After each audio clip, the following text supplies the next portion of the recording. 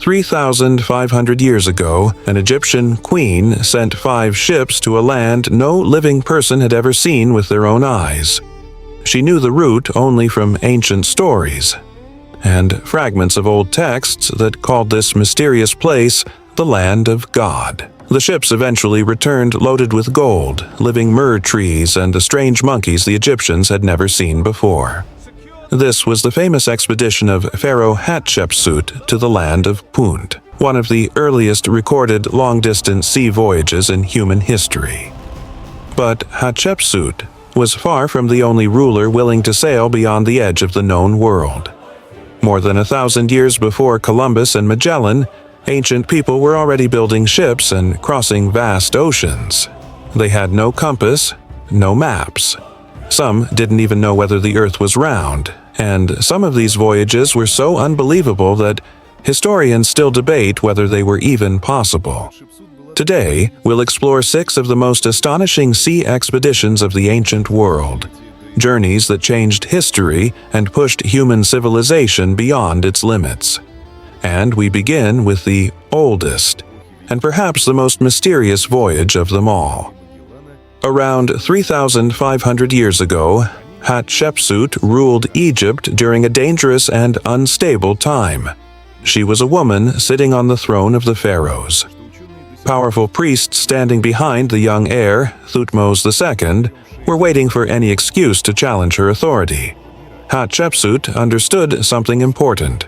If she wanted to survive, she needed a grand achievement so extraordinary that nobody could question her rule again. So, she chose the most dangerous option imaginable. She ordered the construction of 5 massive seagoing ships and sent them to the legendary Land of Punt, a half-mythical kingdom from which Egyptians had imported incense for centuries. Each ship was nearly 20 meters long and carried around 210 men, including 30 rowers. Unlike ordinary river vessels, these ships were equipped with sails designed for open-sea travel. The expedition departed from a port on the Red Sea and sailed south along the coast of Africa. To this day, historians still argue about where Punt actually was. Some believe it was located in modern-day Somalia. Others point to Eritrea or Ethiopia. But one thing is certain: the Egyptians reached their destination and returned home with their ships filled with treasure. They brought back gold, ivory, leopard skins, exotic wood, living baboons, rare monkeys, and precious incense. But the most astonishing cargo of all was something nobody expected: 31 living myrrh trees, transported with their roots still intact. It may have been the first successful transplantation of foreign plants in recorded history. The trees were planted in the gardens of the Temple of Amun at Karnak, and archaeologists later discovered traces of their roots during excavations. Detailed relief carvings on the walls of Hatshepsut's mortuary temple at Deir el-Bahari show every stage of the expedition, from the construction of the ships to the meeting with the ruler of Punt and his wife. These carvings are considered some of the most detailed documentary records of the ancient world, and Hatshepsut achieved exactly what she wanted. The expedition brought her enormous fame and strengthened her power for many years. But there's one detail that still confuses historians and engineers today. The reliefs show Egyptian ships sailing through massive ocean waves with their sails fully open to the wind. If Punt truly lay near Somalia, then the journey would have covered more than 4,000 kilometers across the Red Sea and along the coast of Africa. And these were wooden ships built without a single metal nail. They were held together only with ropes and wooden pegs. For vessels like that surviving the violent storms of the Red Sea, and then returning while carrying living trees, seems almost impossible. Even modern engineers still struggle to explain how they survived the voyage. Now let's move forward 1,000 years to another side of the ancient world. Around 600 BC, the Egyptian pharaoh Necho II launched a project so ambitious that even by ancient standards, it sounded insane. He hired Phoenician sailors and gave them a mission nobody in history had ever completed before: sail around the entire continent of Africa. The Phoenicians were the greatest sailors of the ancient world. Their ships traveled across the Mediterranean from Lebanon to Spain. Archaeologists even discovered the remains of a 6th century BC Phoenician ship near the coast of Spain carrying goods from Morocco, and amber from the Baltic Sea. These sailors already connected the Atlantic Ocean with the Mediterranean long before most civilizations dared to leave coastal waters. But Necho's plan was on another level entirely. He wanted the fleet to depart from the Red Sea, sail south around Africa, then continue west and north until they returned through the Strait of Gibraltar back into the Mediterranean. At the time, nobody even knew whether Africa had an end. For all they knew, the continent could stretch endlessly toward the edge of the world. We know about this voyage thanks to the Greek historian Herodotus, who recorded the story roughly 150 years later. According to him, the expedition lasted 3 years. Every autumn, the Phoenicians stopped along the African coast, planted crops, waited for the harvest, and only then continued sailing. They literally grew their own food during the journey because carrying enough supplies for 3 years was physically impossible.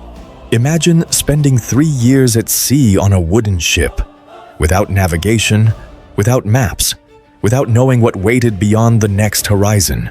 Would you do it? But the most shocking detail in Herodotus's account is something even he refused to believe. The Phoenicians claimed that while rounding the southern tip of Africa and sailing westward, the sun appeared on their right side. To people living in the northern hemisphere, this sounded absurd. The sun should always appear to the south when traveling west. Herodotus wrote down the statement, but dismissed it as impossible. Ironically, that impossible detail became the strongest evidence that the voyage actually happened. Because south of the equator, the sun really does appear in the northern part of the sky. The Phoenicians couldn't have invented that detail. They simply described what they saw with their own eyes. More than 2,000 years later, modern sailors repeated the journey and confirmed that ancient Phoenician ships were fully capable of surviving such an expedition. And if they truly circled Africa that early, then the ancient world understood geography far better than we once believed. The third story takes us into a completely different world. A world with no empires, no writing, no metal tools. And yet, these people achieved something so extraordinary that even modern historians struggle to fully comprehend it. Around 3,000 years ago, the people we now call the Polynesians began expanding across the Pacific Ocean. And what they accomplished may be the greatest navigational achievement in human history. Think about the scale for a moment. The Pacific Ocean covers nearly 1/3 of Earth's surface. That's around 165 million square kilometers of water. Its islands are scattered thousands of kilometers apart. Some are so tiny that you can't even see them until you're almost standing on their shores. Yet somehow, Polynesian sailors managed to colonize an enormous triangle stretching from Hawaii in the north, to New Zealand in the south, to Easter Island in the east. The distances between these points reached 6,000 to 7,000 kilometers of open ocean. That's roughly the distance from Moscow to Tokyo. And they accomplished all of this using double-hulled canoes. No compass, no maps, no sextant. Their navigation relied entirely on memory and observation. They studied the stars, the direction of ocean swells, the behavior of birds, even the color of the water. Routes were memorized and passed down through oral tradition from one generation to the next. Navigators became a respected elite class because their knowledge was so valuable and incredibly difficult to master. Their double-hulled canoes were engineering masterpieces. 2 massive hulls were connected by a central platform carrying people, animals, supplies, and fresh water. The hulls were carved from giant breadfruit trees, then expanded using wooden planks stitched together with coconut fiber. The sails were woven from pandanus leaves. Their unique crab claw shape allowed the vessels to sail efficiently, even against the wind. A revolutionary design for the ancient world. Some of these canoes reached more than 30 meters in length and carried up to 80 people. Along with passengers, they transported pigs, chickens, seeds, and enough water for month-long voyages. Around 900 AD, Polynesians reached Hawaii after crossing nearly 4,000 kilometers of open ocean from the Marquesas Islands. Around 1000 AD, they arrived at Easter Island, and by 1200 AD, they had successfully settled New Zealand. What makes this even more unbelievable is the timing. Polynesians were crossing vast oceans centuries before Europeans learned how to sail beyond sight of land. Europeans only mastered true oceanic navigation in the 15th century, but by then Polynesians had already explored and colonized one of the largest regions on Earth. In 1976, the Polynesian Voyaging Society built a replica of a traditional double-hulled canoe called Hokulea. The crew sailed successfully from Hawaii to Tahiti using only traditional Polynesian navigation techniques. No modern instruments. The voyage proved that ancient Polynesian navigation was not based on luck. It was a sophisticated science. And then archaeologists discovered something even stranger. On several Polynesian islands, they found sweet potatoes, a plant originally native to South America. The remains dated back to around 700 AD, centuries before Europeans arrived in the Americas. This raised an astonishing possibility.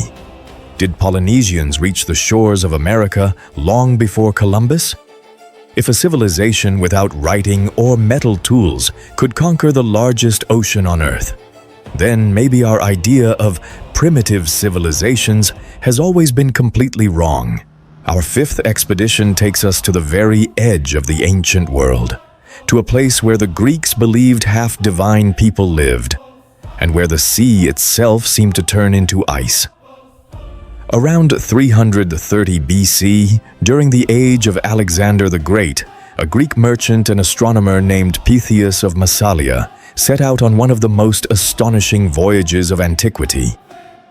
Massalia, modern-day Marseille, was a Greek colony on the Mediterranean coast. From there, Pytheas sailed west through the Strait of Gibraltar and entered the Atlantic Ocean. That alone was a dangerous achievement. At the time, the strait was largely controlled by Carthage, and Carthaginian forces often blocked Greek ships from entering the Atlantic. But Pytheas found an opportunity.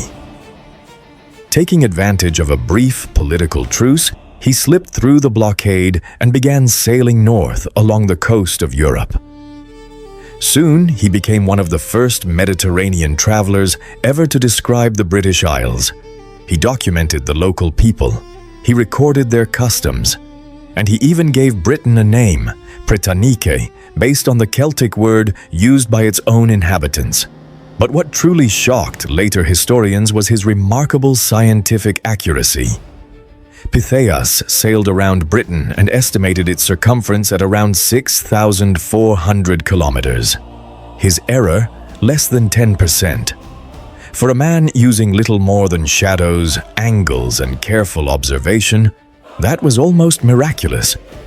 He also calculated the distance between northern Scotland and Marseille. His estimate, about 1,690 kilometers. The real distance? Around 1,800 kilometers. Again, astonishingly close, but Pytheas wasn't finished. He kept sailing north. 6 days beyond the northern edge of Scotland, he reached a mysterious land he called Thule. There, he witnessed something no Mediterranean Greek had ever seen before. The sun did not fully set during the height of summer. Night never truly came. And farther beyond Thule, he encountered something even stranger. He described the sea turning into a strange substance he called the sea lung. According to him, it was neither water, nor land, nor air, but something in between. something impossible to sail through and impossible to walk upon. Modern historians believe he was describing sea ice slush, a floating mixture of water and broken ice that behaves exactly as he described. Where exactly was Thule? No one knows for certain. Some scholars believe it was Iceland. Others argue it was the coast of Norway. But the midnight sun, the frozen sea, and the strange, icy lung all suggest Pythias had crossed into the Arctic Circle. Imagine it. A Greek sailor from sunny Marseille, accustomed to the warm Mediterranean, reaching the Arctic on a wooden merchant ship, more than 2,300 years before icebreakers existed. And yet, when he returned home and wrote a book about his journey, almost nobody believed him.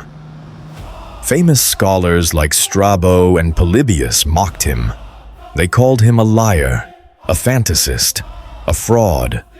Most of them had never even left the Mediterranean. Pythias's original book has been lost. Everything we know about his voyage survives only through fragments quoted by the very people who ridiculed him. And here's the most tragic part. Nearly every detail modern science has been able to verify has turned out to be true. Pythias told the truth. The world simply chose to believe the people who stayed home. The final expedition on our list overshadows all the others in scale, in ambition, and in the tragedy of its ending. In 1405, the Emperor of China ordered the construction of a fleet unlike anything the world had ever seen. He appointed an unlikely man to command it, Zheng He, a Muslim-born eunuch who had never sailed on a ship before. His personal story was extraordinary. Born Ma He in a Muslim family in the mountainous province of Yunnan, thousands of kilometers from the sea, his village was attacked by imperial forces when he was a child. His father was killed. He was captured, castrated, and sent to serve in the imperial court. Yet over time, he earned the complete trust of the future emperor. He proved himself a brilliant organizer and strategist. He even helped oversee the construction of the Forbidden City in Beijing. When the emperor needed someone to lead his greatest maritime mission, he chose Zheng He. The first expedition included around 250 ships and nearly 28,000 men. Among them were 62 treasure ships, the largest wooden ships of their time. Modern historians estimate that these massive vessels may have reached 70 to 100 meters in length. For comparison, Christopher Columbus's flagship, the Santa Maria, was only about 20 meters long. Each treasure ship carried hundreds of sailors, soldiers, translators, doctors, astronomers, and cartographers. The fleet transported silk, porcelain, tea, gold, silver. Its purpose was trade, but also power. It was meant to demonstrate the glory of imperial China to the world. Between 1405 and 1433, Zheng He completed 7 major expeditions. His fleet crossed the South China Sea, passed through the Strait of Malacca, sailed across the Indian Ocean, reached India, Sri Lanka, the Persian Gulf, the Red Sea, and even the eastern coast of Africa. He defeated pirates, established diplomatic ties with dozens of kingdoms, and brought ambassadors from more than 30 nations back to the Chinese court. From Africa, Zheng He brought back something that amazed the emperor's court: a giraffe. Many believed it was the mythical creature known as the Shilin, a divine sign that heaven favored the emperor. At one point, some ships even sailed up the Red Sea as far as Jeddah, only a few hundred kilometers from Mecca. Think about that. What if China had continued these voyages?